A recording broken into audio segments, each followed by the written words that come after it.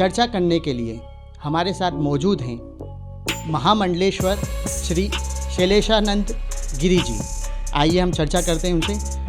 गुरु जी, आपका क्या कहना है इस पूरे मामले में जो पंडित धीरेंद्र शास्त्री जी द्वारा जो कैंप लगाया जाता है? देखिए, चमत्कारवाद और अध्यात्मवाद ये शुरू से एक बहुत बड़ा विषय रहा है। इस विषय के अंदर हम चमत्कारों को सनातन धर्म के जो पुरोधा हैं, जो धर्माधिकारी हैं, वो कभी चमत्कारों की व्याख्या नहीं करते। किंतु जहाँ तक धीरेंद्र शास्त्री जी का सवाल उठता है तो कुछ सवाल हमें खुद ने खोजने होंगे। तो ये सवाल ये रहे कि क्या वे चमत्कारों का प्रचार करते हैं, क्या वे किसी भी प्रकार के ढोंग ढकोसले को मानते हैं या उसका कोई आर्थिक उपार्जन करते हैं या आवश्यक है। जहाँ तक मेरी जानकारी में आया कि वे कोई दक्षिणा नहीं लेते। दूसरा, मुझे जानकारी में ये भी आया कि वे किसी भी प्रकार के धर्म की भावनाओं को आहत नहीं करते हैं। अभी तक का ये मुझे जानकारी है। ये देखिए, हम निरंतर कहते आए, यदि विज्ञान के आधार पर भी हम देखें तो चमत्कार बाहर घटित नहीं होता है। चमत्कार जो घटित होता है आपके अंदर में होता है। यदि हम साइंटिफिक फिनोमेना में बात करें तो हमारे मस्तिष्क के अंदर भिन्न अवयव हैं। उनमें से एक अवयव का नाम होता है एमिगडाला, जो कि हमारे मस्तिष्क का ऐसा केंद्र है जहाँ पर जो भी अप्राकृत होता है, वहीं पर भूत, प्रेत, दिव्यात्माएं, भूतात्माएं, प्रेतात्माएं, यहाँ तक कि चमत्कार सब जन्म स्वयं लेते हैं। तो ऐसी परिस्थितियाँ, ऐसा एटमॉस्फेयर जनरेट हो जाता है आस्था के अंदर कि व्यक्ति को, योगी भी यही करते हैं कि योगी अपने अंदर होने वाले देव को बाहर अभिव्यक्त कर देते हैं और बाहर होने वाले देवों को अपने अंदर अभिव्यक्त करते हैं। आप वेटिकन सिटी जाइएगा, जेरूसलम जाइएगा, वहाँ पर ईस्टर डेज के दौरान न जाने कितने यूहाना बन जाते हैं, न जाने कितने मदर मेरी बन जाते हैं, न जाने कितने वहाँ पर जीसस के अनुगामी बन जाते हैं। जैसा लगता पोजीशन हो गया, जैसे उनके अंदर कोई आत्मा प्रविष्ट कर गई हो। तो ये साइंस और अध्यात्म का एक ऐसा उच्चतम विषय है कि जिसके अंदर हम यदि किसी भी प्रकार की खोज करेंगे तो पाएंगे कि हम यदि सत्य मार्ग पर चल रहे हैं, किसी को धोखा नहीं दे रहे हैं, तो यह मानवता के लिए बेहद बड़ा वरदान है। और धीरेंद्र शास्त्री यदि किसी को मार्गदर्शन दे रहे हैं, किसी को घर जाकर के आमंत्रण यदि नहीं दे रहे हैं, तो श्रेष्ठ संत है। मैं उन्हें धार्मिक अनुज कहता आया हूँ। धार्मिक अनुज इसलिए कहता आया हूँ कि सनातन की पताका को ले करके वो निकले हैं। यदि एकमात्र हनुमान चालीसा के पाठ का उन्होंने पुनरावृत्ति करोड़ों बार कर ली, तो सोचिए कि इतने करोड़ों लोग, इतने लाखों लोग यदि उनकी सभा में आ रहे हैं तो ये क्या है। किंतु मैं उनको भी एक सलाह देना चाहूँगा कि जब धर्म भी हिस्टीरिया बन जाए, ये मान करके चलिए कि अचानक ही निगेटिविटीज़ प्रवेश कर जाती है। क्योंकि उनकी जो सभाओं में मैं देख रहा हूँ, अचानक भूत प्रेत चढ़ जाना, अचानक खुद को मारने लग जाना, ये क्या होता है कि हमारा आंतरिक संघर्ष होता है। एक बच्चे को देखिएगा, उसकी जिद पूरी नहीं होती है तो आप माता पिताओं के सामने आकर के खुद को पीटने लगता है, रोने लगता है। तो ऐसे ही हम संतों के पास आकर के, धर्म गुरुओं के पास आकर के, मंदिरों में जा कर के, जो भी व्यक्ति के ऊपर इस प्रकार की नकारात्मक ऊर्जा और सकारात्मक ऊर्जाओं के बीच में जो द्वंद्व पैदा होता है, वो कहीं ना कहीं कई बार घातक भी हो जाता है। ये तो गुरु जी, आप क्या मानते हैं इस पूरे मामले में? क्या धीरेंद्र शास्त्री जी द्वारा जो दरबार लगाया जाता है, वहाँ पर चमत्कार को कहीं बढ़ावा दिया जाता है या वाकई में वहाँ पर चमत्कार होता है? देखिए, एक रिहेबिलिटेशन कैंप होता है। आप कभी भी देखेंगे कि जो ड्रग एडिक्शन वाले लोग रहते हैं, पीड़ित लोग जो रहते हैं, उनको कैसे हम ठीक करते हैं?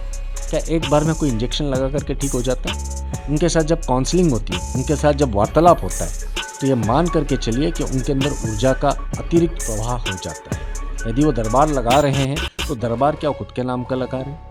किसी देवता के नाम पर वो दरबार लगा रहे हैं। लोगों की आस्था है।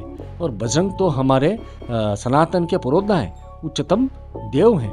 यदि उनके नाम पर यदि कोई व्यक्ति को कुछ लाभ मिल रहा है तो उसमें कोई बुराई नहीं कर रही। गुरु जी, क्या वाकई बागेश्वर धाम के पीठाधीश्वर धीरेंद्र शास्त्री जी को कोई हनुमान जी से सिद्धियां प्राप्त हो गई है, जिससे वे लोगों के जो है दुखों का हरण कर रहे हैं और इतने लाखों की तादाद में वहाँ पर जो है अनुयायी उनके जो हैं वहाँ पर जाते हैं, उनकी समस्या लेकर और उसको हल करवाने की पूरी कोशिश करते हैं?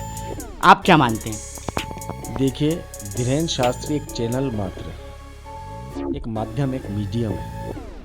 किसी भी जगह का आप यदि लगातार वहाँ पर अभ्यास करते हैं, चाहे वो धर्म हो चाहे क्रीड़ा का मैदान हो, आप यदि विराट कोहली के मैदान में जाएंगे तो वहाँ पर आप विराट का स्मरण भी करेंगे ना, तो आपको ऐसा लगेगा यहाँ विराट खेलें। यहाँ पर विराट की जो स्ट्राइकिंग एबिलिटीज़ हैं, बैटिंग की एबिलिटी है, वो हमारे अंदर आनी चाहिए। तो हम हमारे आइडियल पर्सन को ढूंढते हैं, मानव मस्तिष्क का टेंडेंसी है। तो यदि उनके अंदर कहीं ना कहीं कुछ योग्यता नहीं होती तो इतने लोग लाभान्वित नहीं होते, और यदि उसका कोई दुरुपयोग होता तो निश्चय ही हजारों मामले भी सामने आते। भारत तार्किकों का देश है। यहाँ पर आदि गुरु शंकराचार्य से लेकर के तो अनेकानेक सिद्ध है। हम हिमालयन सिद्ध परंपरा के संत हैं। हमारे इसमें समाधि विज्ञान होता है। इसके ऊपर भी सवाल उठे थे कि 72 घंटे तक कोई बिना खाए पिए एक गड्ढे के अंदर कैसे रह सकता है। तो वो विज्ञान के लिए तो असंभव था, किंतु हमारे गुरु ने भी उनको करके दिखाया, हम लोगों को भी प्रशिक्षित किया। तो कैसे किया होगा, हम इसे चमत्कार के रूप में ही बखान करते। अंतर सिर्फ इतना देखना है, कहीं धीरेन्द्र, जिनको मैंने बोला धार्मिक अनुज है, कहीं भी उनका कोई भी शिष्य, अनुगामी, अनुयायी उसको चमत्कार के रूप में प्रसारित न करें। या हम भारतीयों के अंदर, सनातनियों के अंदर एक नैसर्गिक क्षमताएं हैं कि जो संपूर्ण विश्व के पास तर्क नहीं मिलेगा वो हम करके दिखाते और लगातार करके दिखाते। एक छोटा सा उदाहरण मैं आपको देना चाहूँगा। नरसिंह स्वामी एक संत हुआ करते थे। आधुनिक भारत के इतिहास की बात कर रहा हूँ। कलकत्ता के स्टेडियम के अंदर अंग्रेज राज्य के दौरान उन्होंने चुनौती दी कि दुनिया का कोई सा भी विष हो मुझे दे दिया जाए और मैं मरूंगा नहीं। आधुनिक भारत के इतिहास के अंदर दर्ज है। उन्होंने सारा विष जो ग्रहण किया, आँख बंद करके बैठे और उसका नियत समय था 42-45 मिनट जो भी रहा होगा, उन्होंने पूरा करा। पूरा करने के बाद उन्होंने मोली करी, धोली करी, वो साथ में वमन क्रिया करी और उसके बाद में हंसते हुए वापस बाहर आ गए।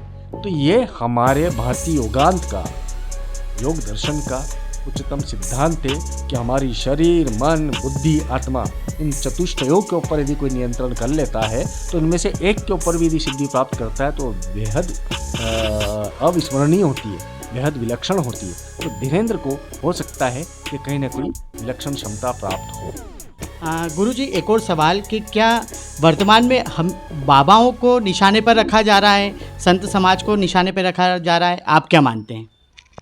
ये तो आपके सवाल में ही जवाब नहीं थे।